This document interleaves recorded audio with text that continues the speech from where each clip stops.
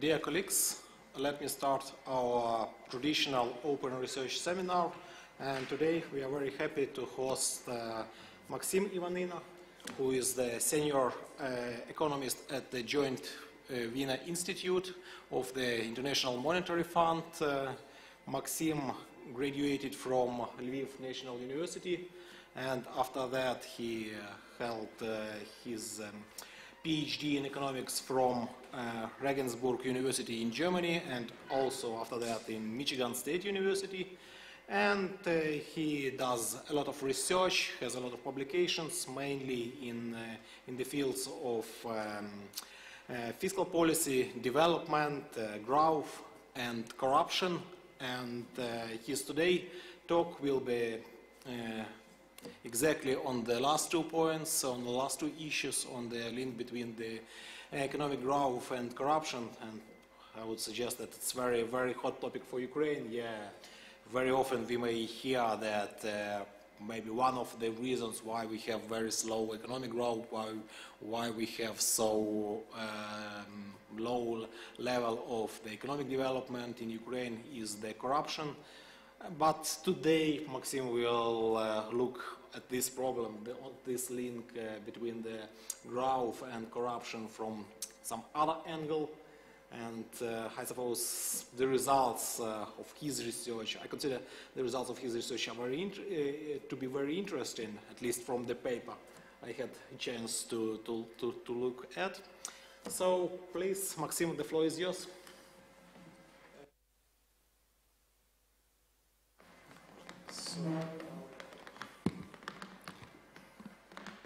Can you hear me well? Right. Yeah, so let's talk about corruption. So thank you very much for welcoming, first of all, for welcoming me in this seminar. So I hope you will find this interesting. Or maybe I should use this. Right, so actually I decided to give you an overview of a series of 3 papers I wrote with my colleagues, co-authors Peter Rangazas and Alex Murmuras. 2 of which have been already published, one in a book. But is there anybody in GVI from NBU right now?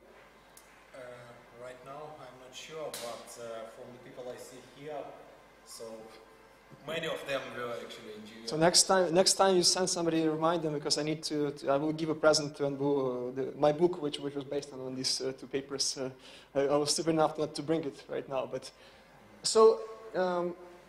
And basically, the idea is to present, to analyze corruption and tax evasion in a general equilibrium setting, in a general equilibrium growth model. And one important thing which is implemented in this model is the so-called tax morale assumption. I'm going to talk about it more later, but that introduces the link between tax evasion and corruption.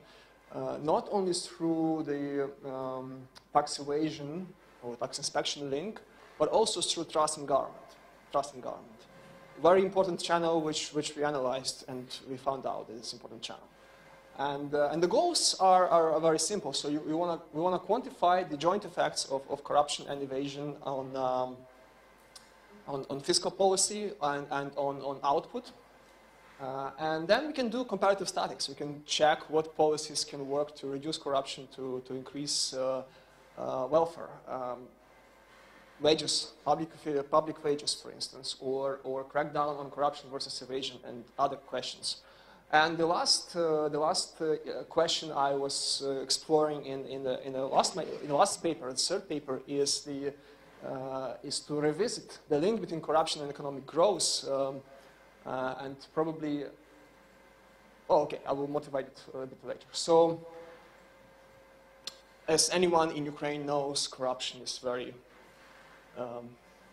important phenomenon, very topical in our country, and bad for growth. I guess most people will agree with that. And so it's a pervasive phenomenon. tax evasion and official economy is also happens everywhere in the world.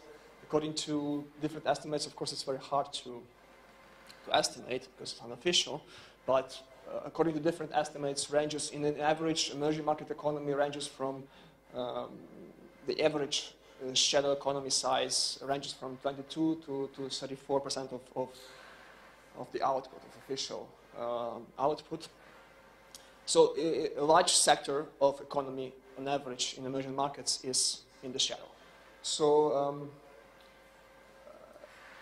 on the other point, on that tax morale link, which I already mentioned, if you look at the general setups on tax evasion rules, so the probability of a person being caught when he or she doesn't pay taxes, and then the size of the fine, so that's basically so-called crime punishment framework, right? Official punishment for committing evasion act.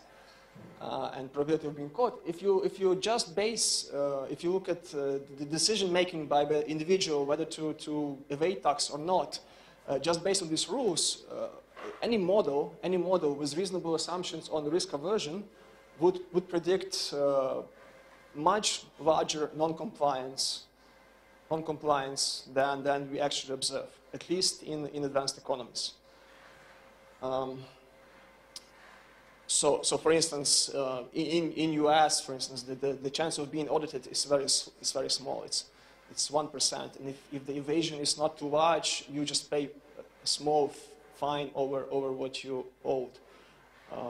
And with this kind of rules, you would predict that everyone would be evading taxes, but evasion is actually very small. It's 10%, maybe even less in US. So this over-prediction of non-compliance, the explanation for this has been taken from behavioral literature, a so-called argument, so-called tax morale, by the very famous public finance economist Joe Slamrod.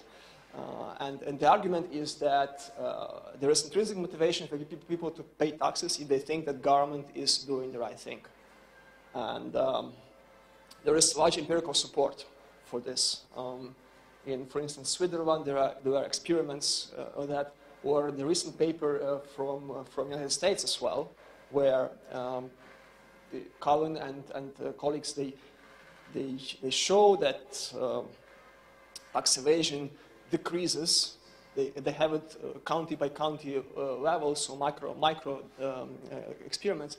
The tax evasion, it decreases whenever people trust their governments more. So that is this trust in government link between evasion and corruption that we want to model. That we do model. A piece of our own evidence about this is taken from so-called World Values Survey. Have you heard about this survey? Very nice project, a big project. From University of Michigan and other entities, going to different countries, over 100 countries in the world, asking different questions about their attitudes to different things, including attitudes to government, satisfaction with national office, and is tax evasion justified? So if you ask people in different countries whether they are satisfied with national office, and whether tax evasion is justified, you will see a positive correlation. So people who do not trust, if on average people don't trust their governments in this country, they also think that tax evasion is justified. Statistically significant, positively sloped line, also valid in most of the countries at the micro data, at the response rate. So that's an empirical support for this tax morale link.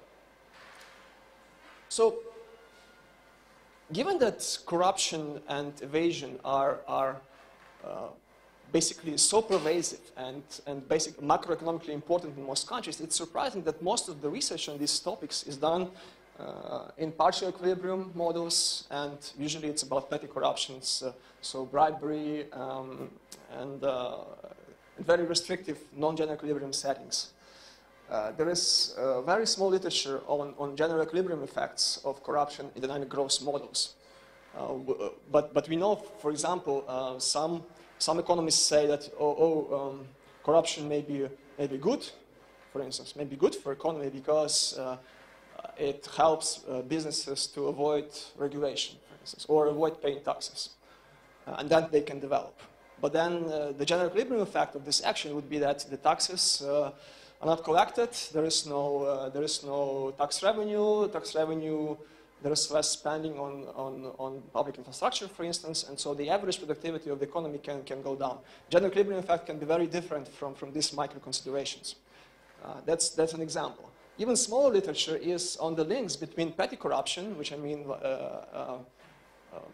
which is, let's say, bribery at the tax inspection link, or let's say stealing of some funds for some small projects, and macro fiscal policies.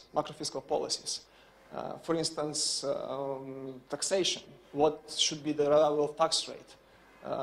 Public debt. What should be the level of public debt? And so on. So macro policies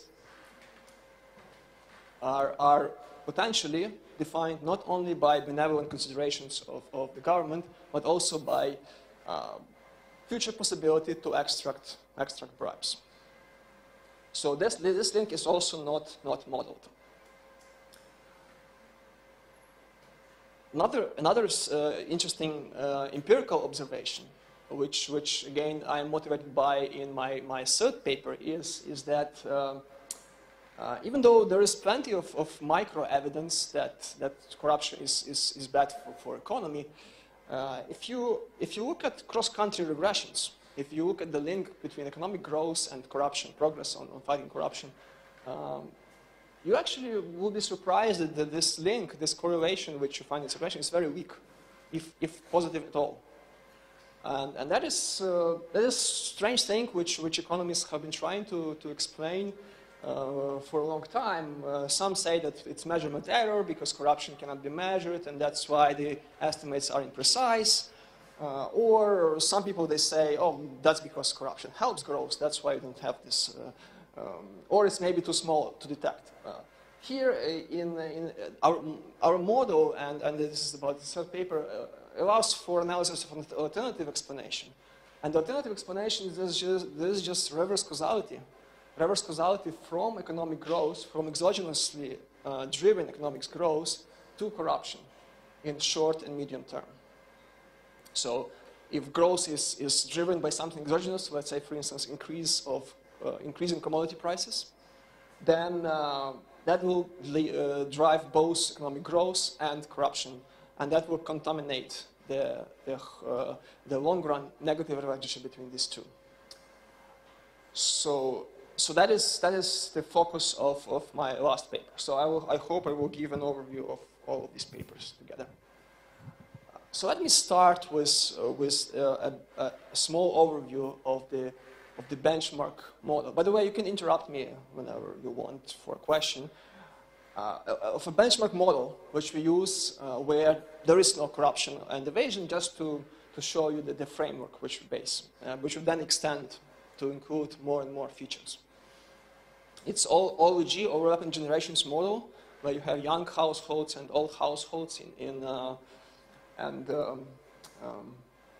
there are young households in the economy, and they choose, they earn wages, they work, they earn wages, and they consume and save, and they maximize their utility, right? So consumption when young, consumption when old, discounted by beta, and subject to their budget constraint,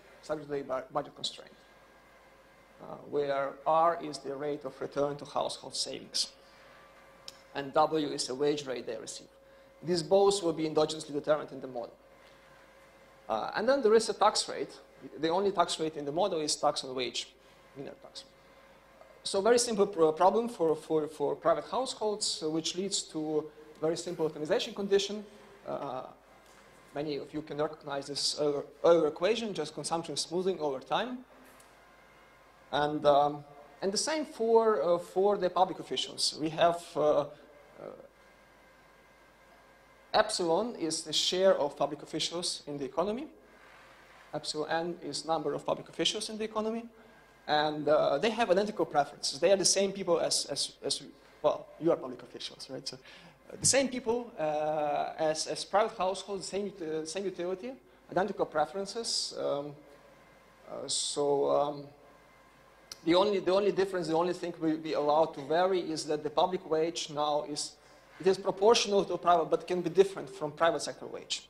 But it's proportional, and it's governed by the exogenous parameter eta. Right? Always forget the name of this parameter.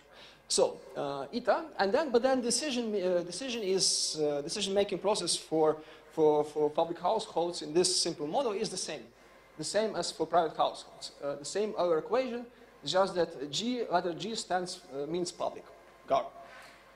Right, so just two types of agents in this economy. Then we have firms which all use the standard Cobb-Douglas technology with two main factors: physical capital and basically labor, human capital, standard elasticities. And then DT is the technology, which is composed of two components. This embodied technology A, we just exogenously specify what it is, and public capital. So government produces something which is what is productive. So public infrastructure affects the total output in the economy. So it's productive. Productive. Public spending is productive. That's roads, telecommunications, and so on. Next. Firms operate in competitive markets, and which means that the factors are paid their marginal products. Interest rate is determined by the marginal product on private capital. And wage is determined by marginal product of labor. And since in OLG models, OLG model is about generations basically. That's a difference from representative, from infinite horizon models. In OLG models, one period is about 20 years, about one generation. So it's by default, this model is not about short run, but it's more about long run, steady state development in the economy. The assumption is that capital depreciates over 20 years, so depreciation is one. All right, so here is how we determine interest rate and wage rates in the economy.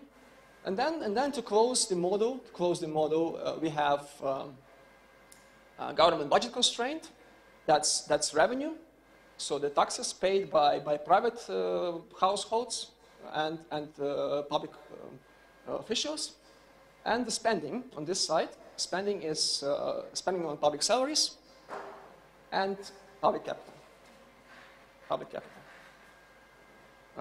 And then the last equilibrium condition to close the economy, to close the model, is the capital for next period is defined by sum of savings of private households and public households.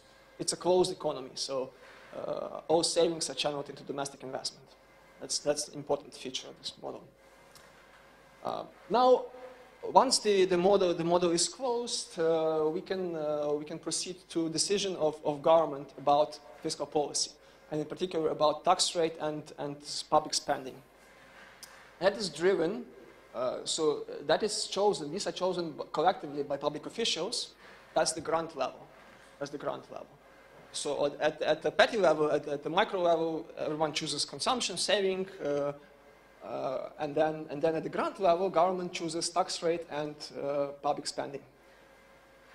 Of course, taking into account, they know what will be the micro decisions of each household. And so collective preferences of these government officials are very similar to their individual preferences. That's this part. So they maximize their individual preferences. Plus, they have a part which is basically a sum of workers' productivities. So that can be attributed to some kind of altruism or political constraints that they should care about, not only about themselves, but also about general state of the economy. That's also important feature of the model, which has to be there to replicate the basic facts of the economy. All right, so having these preferences, we can find optimal tax rate and level of public spending. And that's the benchmark model, without corruption and evasion. Now, let me proceed to corruption and evasion framework. So the only thing, so we leave this benchmark model as it is, but we introduce possibility for illegal activities for both private households and public officials. So public sector considers diverting public funds. I will specify how it is done in the model, but they can divert public funds to their private use. So that's so-called embezzlement type of corruption, embezzlement. Yeah. And the private households, they can hide income. They can evade taxes.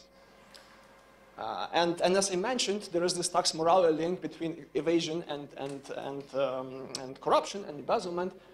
So all households, they do have aversion to illegal activity. They don't like illegal activity because because of its illegality. But this dislike, this aversion varies inversely with the average level of corruption in the economy. So the logic is that if everybody else is doing this, I'm okay doing this too. If everybody else is clean, it's more costly for me to do it too. That's the logic.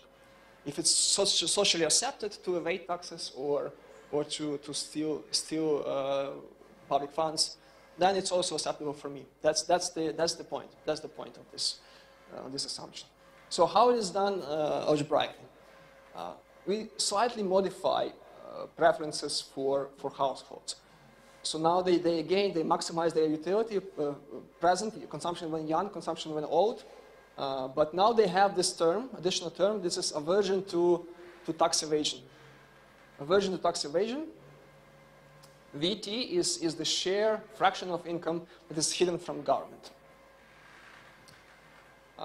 So that means that the WT multiplied by 1 over minus VT is the taxable income. That's the income they declare and they pay taxes on. The rest is not taxable.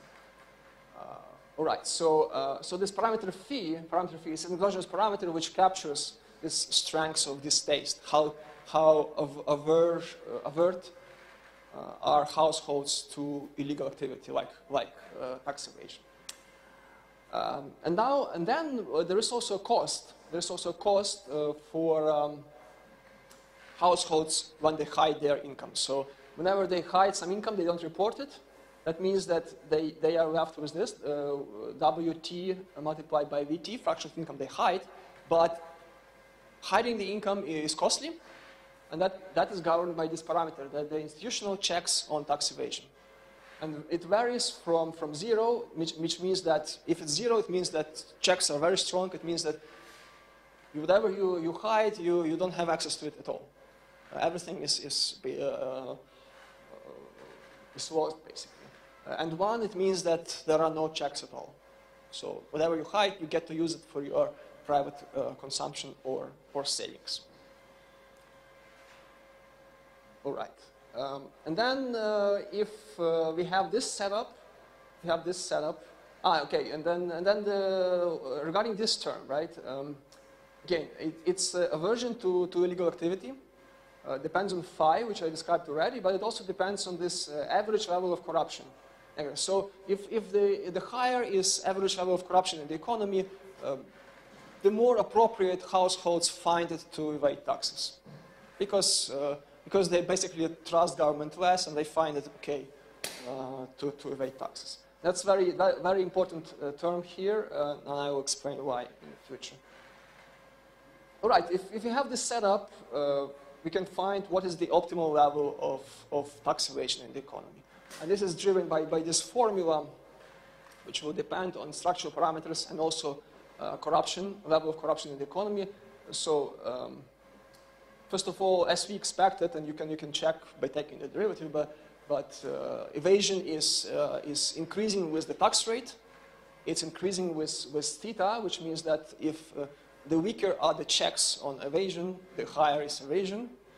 And importantly, it also increases with this average corruption in the economy. So the higher average corruption in the economy, the less trust in the government, and which means there will be more evasion. That's the main takeout from this formula.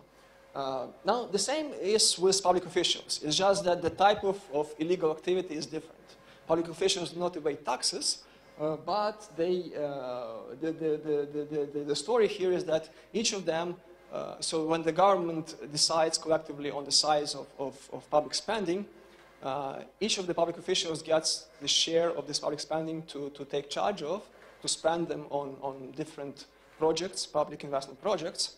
But instead of spending them on public investment projects, government officials can steal part of this money. And the share of public budget that they steal is this U. That's how we measure corruption. So U is the share of public projects which is stolen, embezzled. And again, public officials don't like corruption. They have aversion to this, which depends on this phi coefficient again, but also on average level of corruption in the economy. And again, if everybody is stealing, then I'm okay stealing this. If nobody is doing this, then I'm not okay stealing this. That's the usual, the assumption. And then there is additional parameter, theta g, which is the institutional check on corruption. Again, the same logic as for evasion. If theta g is 0, it means that even if public official steals something, he or she cannot use it because everything is recovered. If theta g is 1, then there are no checks. It means that everything you steal you can use for private spending or saving, consumption or saving. So that's, again, institutional safeguards to make it difficult to steal public funds. Optimal level of corruption then in the economy, again, depends positively on average level of corruption in the economy. That is again standard result. But what's important, it depends positively on the size of the public budget per government official. So the higher is public budget he or she gets, the higher is the share that he or she steals, and negatively on wages. So the optimal level of corruption would be smaller if wages are higher, and that's and the explanation here is that wages increase the official income of public officials, which makes marginal benefit from additional corruption, from additional consumption, which you get from stealing public funds, less attractive, because marginal utility is smaller. And more precisely, corruption will decrease if this ratio between public spending per official divided by the wage goes down. The smaller it is, the smaller is corruption. Yeah. The larger it is, the larger is corruption. So that's an important outcome from this specification of the model. Okay. Nothing else is changed, so firms use the same technology, the same production process. The only small change is that government budget constraint is a bit different. There are two new things here. First of all, the tax revenue now depends not only on wages of households, but also on the level of evasion, because the higher is evasion, the smaller is tax revenue. Now we have a distinction between GT plus 1, which is actual public capital, and GT plus 1 hat, which is the budgeted public spending, because actual public spending will be reduced by the share which is being stolen due to corruption. So now they are not the same. But in government budget constraint, you have what is budgeted, of course. All right, and then we can, then again we have collective preferences of public officials. They collectively set tax rate and GDP +1, so public spending for next period, using, again, the same utility function. They are their individual preferences, but note that now individual preferences also have aversion to corruption, which wasn't present before, and this part, which is political constraints or altruism. Okay. If in baseline we could solve this model analytically. When the model has corruption and evasion, it's impossible to solve it analytically. If you see the breakdown of these, remember, right? These variables, all of these variables, they depend on different various structural parameters, which I just showed you, right? Consumption when young, consumption when old, level of corruption. This all comes from micro decisions at the micro level by households and firms, public officials and private officials. It also, so all these terms depend on corruption, on evasion, and so on, and eventually on tax rate and public spending. So expression for it to find optimal tax rate are very complicated. So the only thing we have is to calibrate the model and then solve it numerically. This is what we do. So we calibrate the model for a general emerging market economy, average emerging market economy, with standard settings for the production function, technology production function, elasticity of capital, output with respect to capital 0.33, elasticity of public capital will be around 0.2. One time period in OLG models is about 20 years, so we go generation by generation. So we have annual technological growth of 2% around, and no markup for public wages. So eta is 1, so public wages follow private wages. And then share of public officials in the economy will be around 15%. What is it in Ukraine, by the way? Should be around 15%. I'm not, but we base this number on some of the.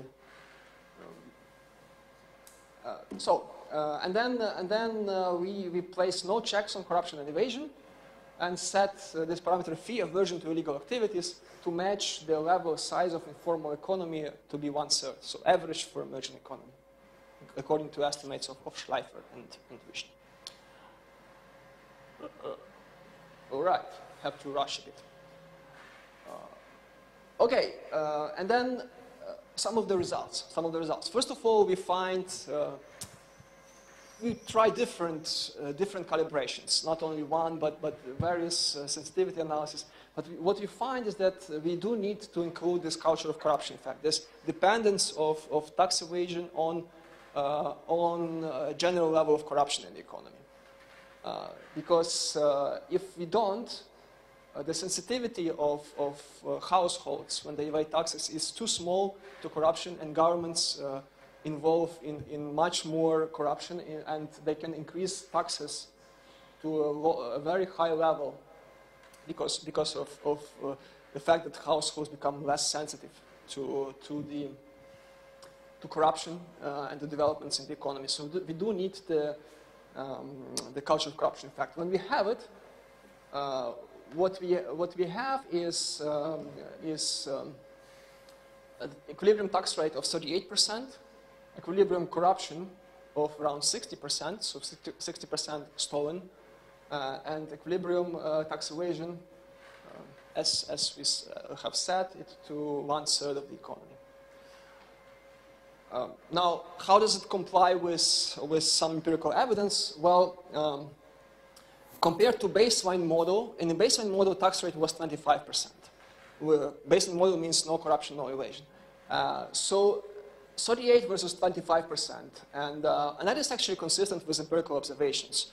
If you look at doing business data, a so-called total tax rate, the tax rate which average business has to pay on as a proportion of its profit in different countries, surprisingly, you will find that it's one of the lowest in developed countries, where you would say there is less corruption than in emerging markets. And it's highest in sub-Saharan Africa, on average 58%. 58%. And that is even taking into account, accounting for the fact that we don't have any social transfers in the economy.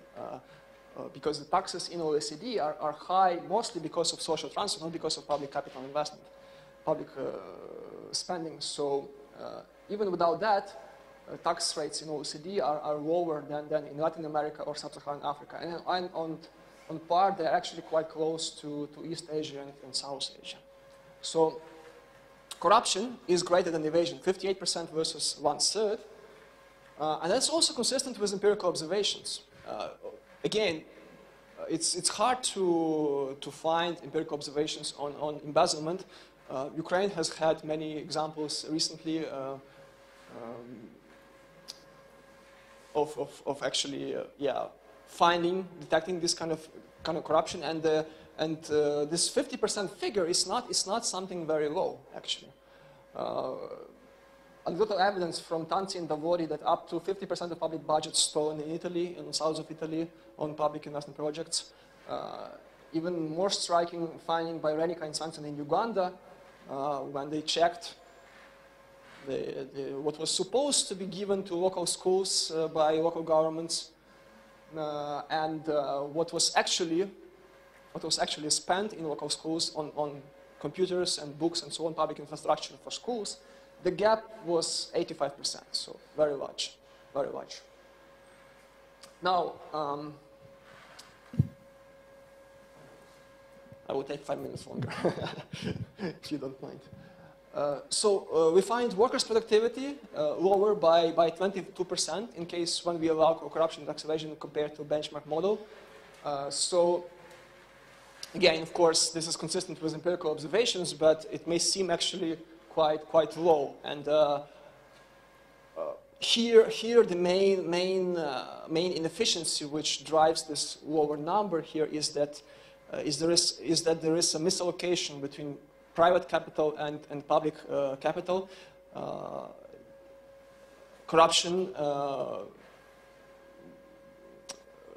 Corruption leads to, first of all, stealing of public money, so public capital investment is smaller. And then there is additional tax evasion, so it decreases tax revenue even more. So there is inefficiently low spending on public capital, which drives this result. But we should remember that we model this as a closed economy, which means that what is not being paid as taxes remains basically in pockets of households and public officials, and it is being spent on including on private investment. So there is this mitigates this effect, but still 22% is quite a large number.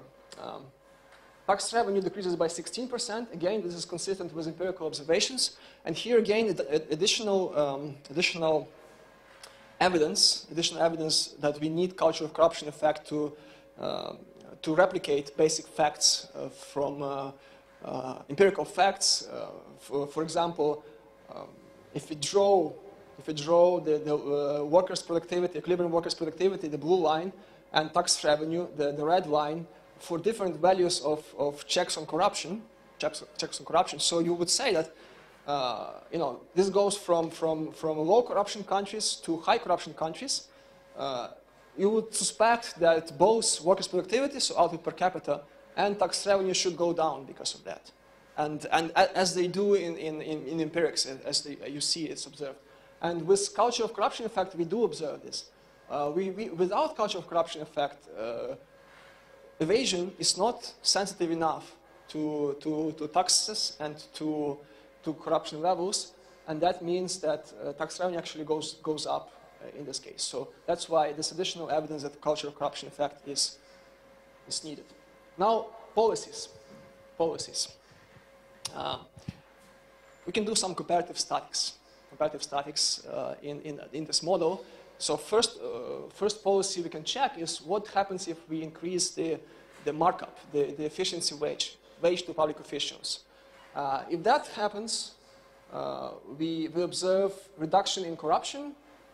As a result, evasion also reduces, and as a result, we have increase in output. So the model, in our model, we get that increase in public wages reduces the benefit of the marginal benefit from corruption, and that in turn increases trust in government as well and increases output. It's of course a long-run issue, so it may not happen in one period, but that's one of the main results we have. Of course, strengthening the safeguards, the checks on corruption, also works. If the fall into the G means we strengthen the checks on corruption, basically probability of being caught, and that works. That also increases output and decreases corruption and tax evasion. An interesting result is that actually cracking down on tax evasion, in case we have high corruption, can lead to adverse effect, to fall in output. Because basically cracking down on tax evasion, making the institutional checks on tax evasion stronger, it reduces tax evasion, but it also reduces the sensitivity of tax evasion to corruption, and then that means that there is less check on corruption. In previous state, without this fall into the Tao, if government officials try to increase taxes, try to increase corruption, households would respond by evading more, and so basically public officials may be left with even less than they had before. But if the checks on evasion are stronger, that's no longer the case. So it can be inverse. So let me skip the figure where we show how evasion and corruption and output develop with increasing in wage schedule. And let me go back to this. So, of course, this result on increasing institutional checks on corruption and evasion, you can ask how do you increase them, and it might be costly to increase. So you may increase audits, or you have to introduce, for instance, some more complicated reporting system. Prozoro, for instance, right, has costed something, and so on. It's not in the model, so it's not fully specified thing. That's one thing, but this fact that decrease, I have to know that the decrease in theta tau, this crackdown on tax evasion, can lead to some adverse outcomes in high corruption country. It can be overturned. In low corruption countries, cracking down on evasion can be beneficial. So when the corruption is low, cracking down on tax evasion is also necessary. It's just that in high corruption countries it can lead to adverse effects. Now, some extensions. Sorry, I will take like five minutes more. Some extensions. We extended the model. In second paper, we extended the model to include, to allow possibility for public borrowing. Now, before that, we didn't have any public debt. The only instrument for public officials was only tax revenue, and the budget was always balanced. Now we allow for borrowing, and that surprisingly opens a whole new avenue for the results. First of all, the results of the first paper hold, but now the government gets even more incentives since there is corruption, government gets additional incentive to borrow and to steal part of the funds which are borrowed, and that creates basically we show that that can lead to the fact that even if optimal level of public debt is 0 in benchmark model without corruption or evasion, we can generate debt to capital ratios driven only by corruption that can range from 0 to 100% of GDP. So huge cycles. Moreover, we generate not only steady state level of debt, but we can generate cycles of debt. because the decisions of government officials regarding the corruption depend on availability of discretionary budget. When the country enters a next period with high level of debt, there is less space for discretionary spending because the debt has to be paid off. We assume that the debt is paid off, right? The country doesn't go in default. So that leaves less space for discretionary spending, that leads to smaller incentive to corruption, that leads to smaller incentive to borrow more, and that means that at that time, country starts to consolidate. When the debt is very low or even zero, this virtuous circle turns into vicious circle, and vice versa. There is a lot of discretionary spending, incentive for corruption, incentive for borrowing more. So depending on parameter calibrations, we can generate oscillations like this, or like this, huge swings of very high level of debt, very low level of debt and consolidation, and so on. And that comes endogenously from the model. All right. And a few words about the third paper. So as you remember, one other question you can ask in this model in particular is, what is the effect of exogenous economic growth on corruption? So far we analyzed the channel, the opposite channel, from corruption to economic growth, from institutional checks on corruption and so on. And now I want to see what happens if a country is hit by a shock, positive or negative, which affects its output, and then it also affects its corruption level. So the model is modified, and there are only two additions to this model. First is there is this shock. So aggregate productivity is subject to stochastic shocks, which is sources of exogenous growth. And they affect private sector, they affect output, private sector wages, and hence the tax revenue. So they affect also the government budget per official. As you remember, a very important variable for a level of corruption. And then public sector wages adjust too, but the pass-through is not perfect. So public sector wages are sluggish. That's also an important assumption. And then we have same calibration for average emerging market economy. So here is the algebra of these two additional changes. So instead of this, D was the average rate of technological growth in the economy. Now it's D is in the long run, average growth rate, but there is a Xi, exogenous shock Xi, which hits the economy every period. And this is basically a cyclical component due to business cycles or due to processes of lower frequency, like commodity price cycles, other asset price cycles, financial cycles, debt cycles. So that's one thing. And the other thing is the sluggishness of public sector wages. So as you remember, we assume that these wages are proportional to private sector wages, but in the short run, they can be different. This proportion can differ from the long run. And there are two parameters. Eta 1 is this long-run ratio when there are no shocks to the economy. And Eta 2 is the degree of short-run sluggishness. So with zero being,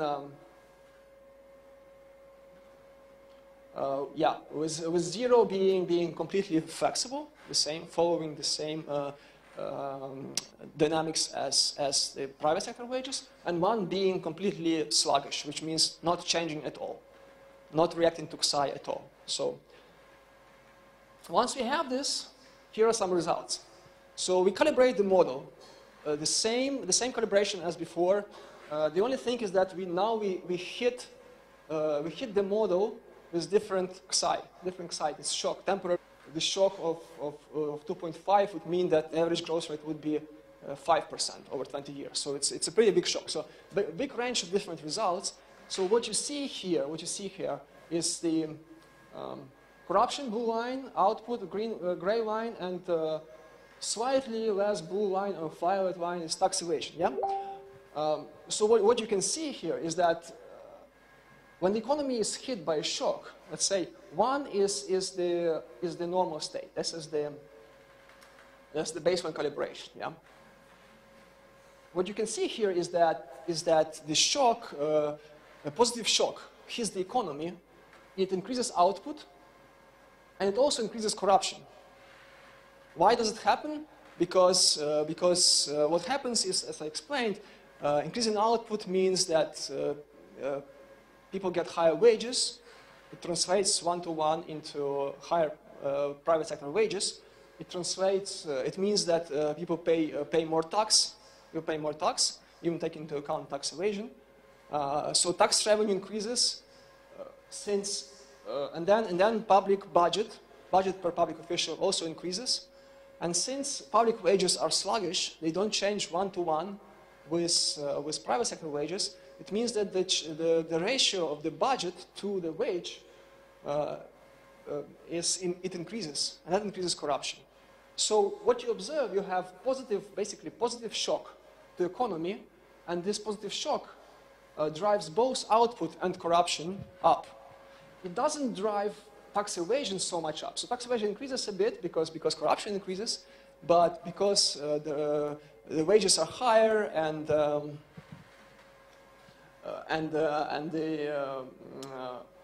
sensitivity of tax evasion to corruption is not so high. So tax evasion doesn't respond as much to these shocks.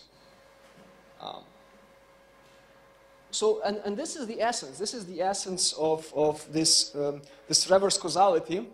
That when the growth is exogenously driven, driven by some exogenous factors.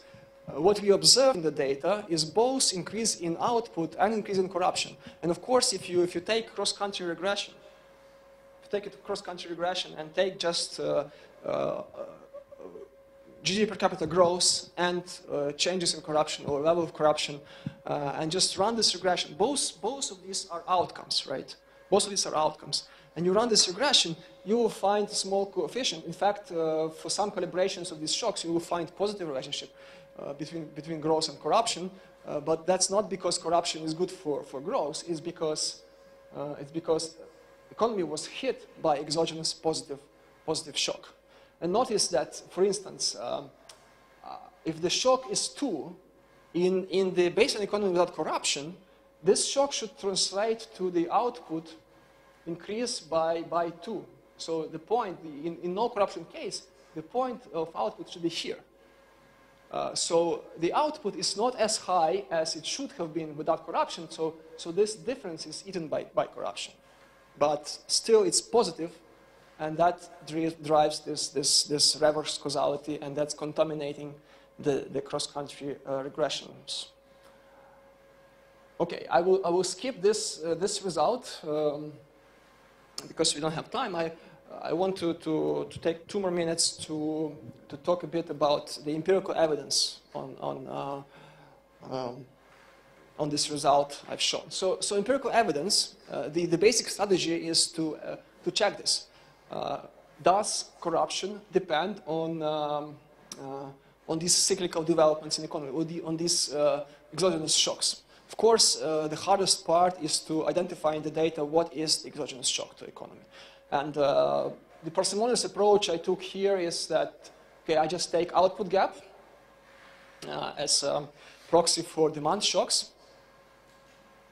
And in terms of trade gap, that would be the proxy for let's say, lower frequency shocks, let's say commodity prices shocks, and so on. And so the idea is to check whether bribery is the incidence rate of bribery in the economy measured by World Bank Enterprise Survey. You know this survey? It's done in Ukraine, so if you don't know, you should be interested in that. Where they ask directly, they have a representative sample of households, firms, and they go and ask, one of the questions they ask is in the last year, did you have to, they call it gift, they present a gift to a public official in exchange of some kind of service. Yeah? So incidence of bribery in different economies. So the idea is to check whether this incidence of bribery depends on these cyclical developments in the economy. And indeed it is. So for instance, bribery increases when output gap is positive. Yeah? So when the economy is in boom, controlling for level of GDP per capita, when the economy is in boom, bribery increases. With terms of trade, it's a bit more complicated, not least because it's hard to measure the cycle of terms of trade. It's lower frequency than output gap. Output gap is also complicated, but still easier than terms of trade gap. But still, in resource-rich countries, the results are very clear. In non-resource-rich countries, they are less clear. One more regression I do is the dependence. So the good thing is that in this World Bank Enterprise Survey is that they actually even separate bribery by different types. Bribery procurement, bribery tax inspection, and they also ask firms about their shadow economy practices. And what I find is that the strongest link between output gap and terms of trade gap is when you talk about bribery in procurement. And that's exactly what I model. And as you remember, I showed you a graph that shadow economy doesn't respond as much to these shocks. And this is what I get. Shadow economy doesn't really depend on output gap in terms of trade gap. Okay, I will skip this slide and just few conclusions. Sasha asked me to talk about some policy implications for Ukraine. We'll see. Okay, simple general equilibrium framework to analyze corruption and tax evasion. Corruption is a major impediment to growth, and the main source of this, at least in this model, is the under-provision of public capital and inefficient policies. Policies like too high tax rate or too high level of public debt. So something which hasn't been analyzed before with regard to corruption. And its harm, corruption's harm, is likely to be underestimated in cross-country growth regressions. What are the policy tools that governments could employ, stemming from the model, of course? Efficiency wages. Efficiency wages can be effective to fight corruption. So increasing public sector wages, of course, the model is not fine-grained enough to analyze how exactly it should be done, but that can lead to lower corruption. The other thing, which I think is very important, is this policy priority. Of course, here we model only tax evasion and corruption link, but there is similar link from petty corruption to grand corruption in any kind of regulation. Tax rate is one of the types of regulation, but you can say something about licensing and any kind of barriers to do business. They can be introduced to regulate something really in the economy, to be useful, but they can very well be introduced to actually increase opportunities for bribery. And the important conclusion in this paper, I think, is that the priorities should go from first step is to reduce the grand corruption and inefficient regulation, like the tax rate, which is too high in the paper, for instance, and then you crack down on violation of these rules. If you do vice versa, the economy, depending on how you do it, it may help in the long run, but definitely economy will suffer Imagine an example, for instance, in some African countries, actually the tax rate, total tax rate, that honest business has to pay, that's a share of profits, is more than 100%. So if this business actually pays these taxes, the businessman has to pay his or her own money to be honest in this economy. Of course, if in this economy government starts to crack down on violation of the rules without changing the rules, this will just kill the economy. So that's an important step. I think the structural reform, the inefficient regulation is step number one to reduce corruption. Then fiscal rules, restrictions on debt or how high taxes should be, can also be beneficial. Because it restricts inefficient borrowing. And then, from the third paper, corruption likely to increase during booms. So we need to be much more vigilant about corruption, about trying to detect it during booms. Something which is not actually done very often, because vice versa, during booms nobody cares about this. But since corruption has these long-run persistence effects, corruption corruption practices which are being born during booms can extend to a long run and can be very harmful for economy. So during booms, we should remain particularly vigilant. And then one more nuanced, think about countercyclical fiscal policy. If you think about government and doing countercyclical fiscal policy, so for instance, we are in boom, which means that government should reduce spending or at least not increase spending during this period. Countercyclical policy would mean reduce spending, right, to reduce aggregate demand.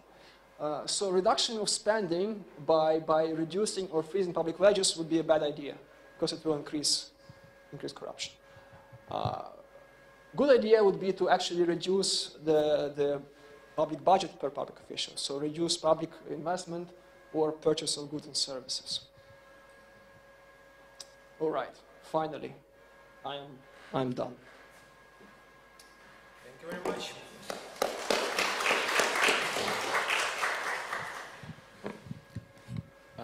Are there any questions?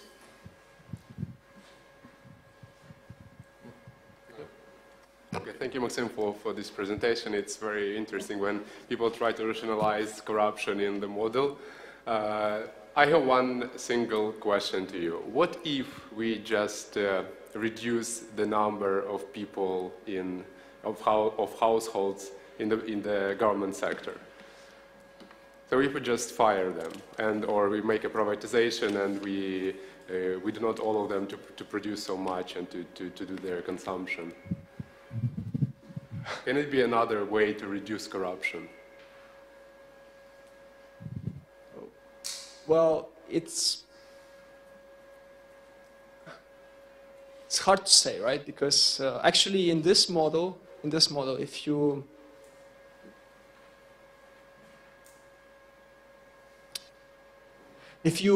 decrease number of public officials in this model, that means that actually you will increase the budget per public official, right? So that can actually increase corruption in the model, right? It will increase because there will be a higher public budget per each official because you reduce number of officials, right? So actually, one way is actually to reduce budget per official, which means that we should hire more public officials, yeah. But that will divert the resources from private sector production, and so it's not as beneficial as increasing wages for public officials. Yeah, but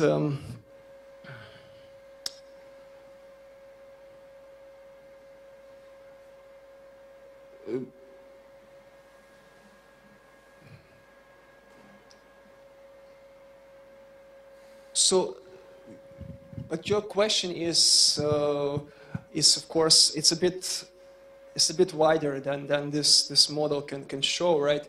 Because here we don't have basically a production function of government sector versus private sector, which would be needed to analyze that if you move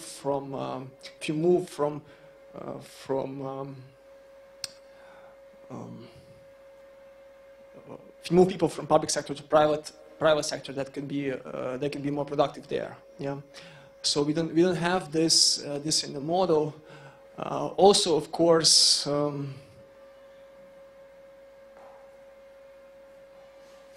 it could be cheaper to monitor corruption if there is smaller public sector, right? Again, something which we don't model. So that is beyond the model. Yeah. So that's beyond this model, which can be actually we can work on extension of this.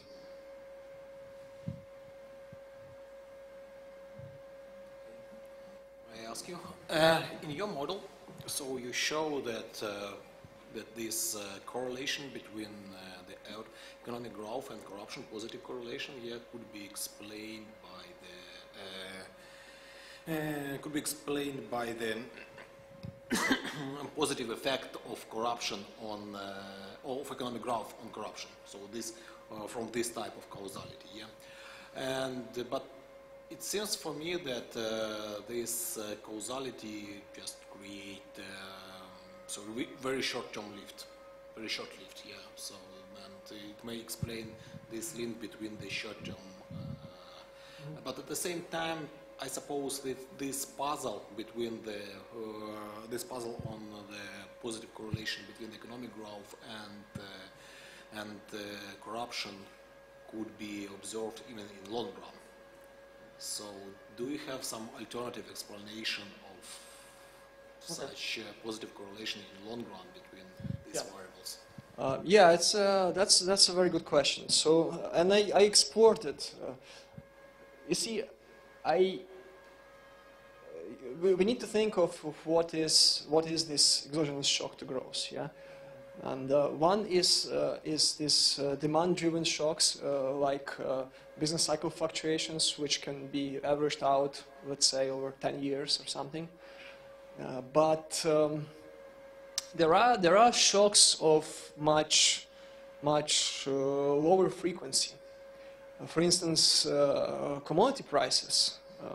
If you look at the long-term data on commodity prices, there are very they are volatile at any given time of period, but there are very large cycles between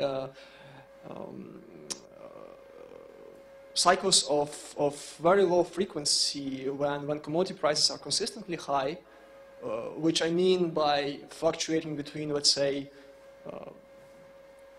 70 and $150 for oil. Yeah, I'm talking. And that period has been going on from 2002 until 2015, right? Now we are in a period of lower prices, which seems to be here for a long time anyway. And so these lower frequency cycles. They are also these are actually the cycles which I thought about when I did this third paper.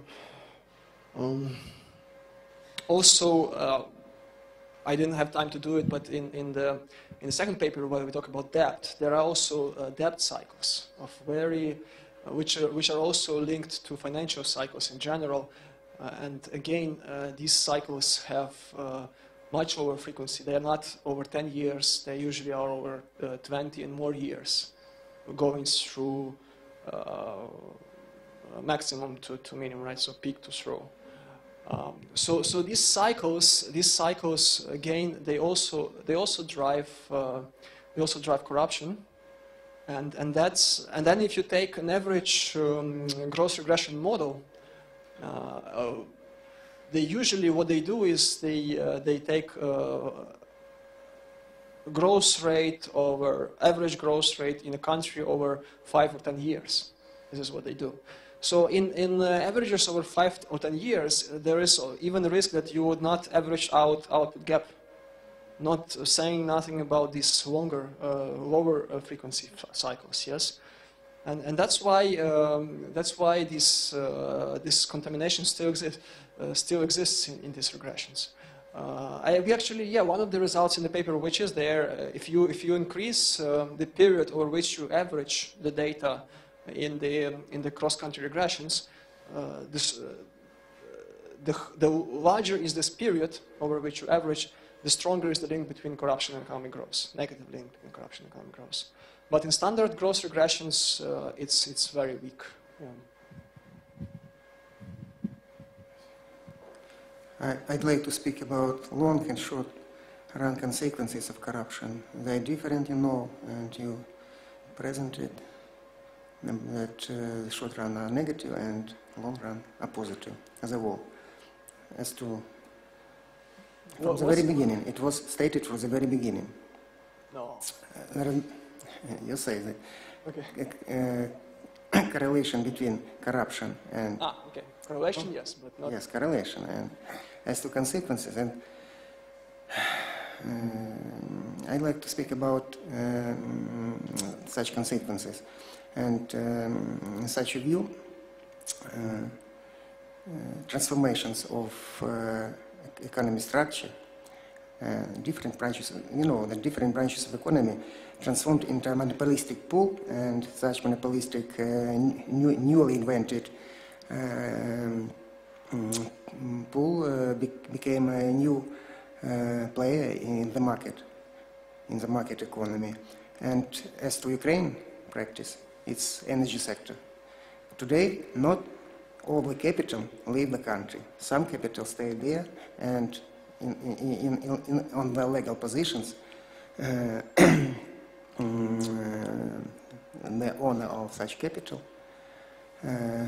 obtain their income and use it officially. And I want to speak about such transformations in the future, for the future, and as to the correlation for the future. I mean that this capital obtained by corruption, by tax evasion, and other bribery maybe, yes, and some of such capital became legal in the future, and became part of official economy, and maybe it is that is why, because of that, in the long run, the correlation between corruption and output is not so so high. Yeah, that's a good point. The simplification in this model was that it's closed model, which means that by default, everything which is stolen or evaded, it is channeled from tax revenue, from government revenue to private coffers, and this private money they are spent either on consumption or it's saving, which is channeled into domestic investment, and that's why in the model you don't actually see a very big difference between benchmark economy without corruption and with corruption. So, okay, 22%, it's a large one, but I actually expected more, right? But this 22% also only stems from misallocation between private capital and public capital, because all the savings, the capital remains in the country, right? If you open the economy and actually allow capital to fly away from the country, that can worsen, and that is the case in many countries. So this can worsen the effect of corruption a lot, right? Vice versa, if as you say, some people can choose to stay in the country, right? Then the effect of corruption can be smaller. Yeah. So how would you encourage those who steal money to leave their money in this country? That's a hard question. It's no answer in this model. Maybe change not out but potential GDP, potential employment, and so on. Maybe such indicators change in of course, the long run. So because the long run steady state of private capital will be larger, because capital and still the return on private capital, so productivity in the economy will be lower with corruption. And one more. How about as tax evasion and corruption, the specific tax, not government tax, but specific tax, and this tax is not officially approved, but it is it's work in practice, and the size of government became larger because of that. But this tax is not officially approved. It's not tax. Yes. Specific tax. This tax is if you hide something, if you not pay something, and so on, the size of not paid and the size of taxes paid and not paid means official, not official, but hidden economy became larger and so on. And for the Ukraine, it's about 50%. according to calculations by National Bank of Ukraine, about 50. Oh, yeah. 45, 50. So. This is, no, I'm not sure I understood, but of course, yeah, we have this tax evasion here, and precisely because it's such a large share of the official economy, I don't think that it makes sense to model corruption without tax evasion and vice versa.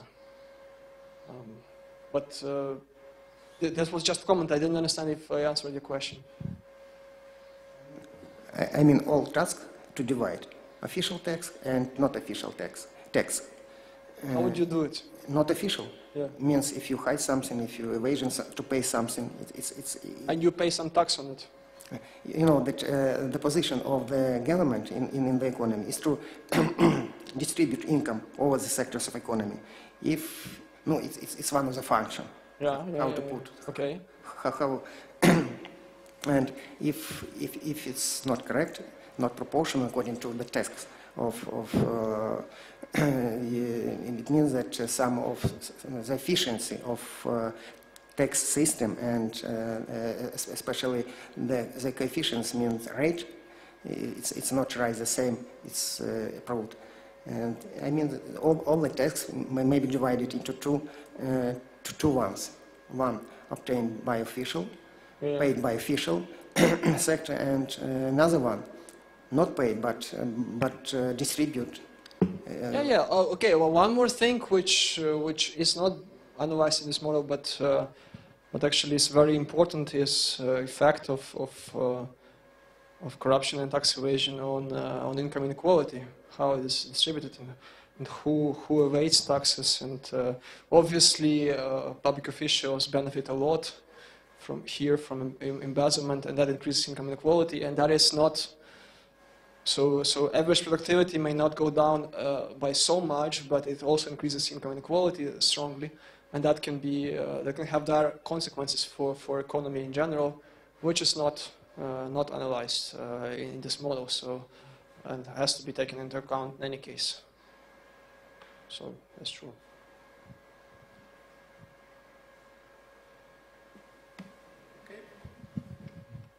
If there are no more questions, let's thank again Maxim for this excellent presentation, for this excellent research.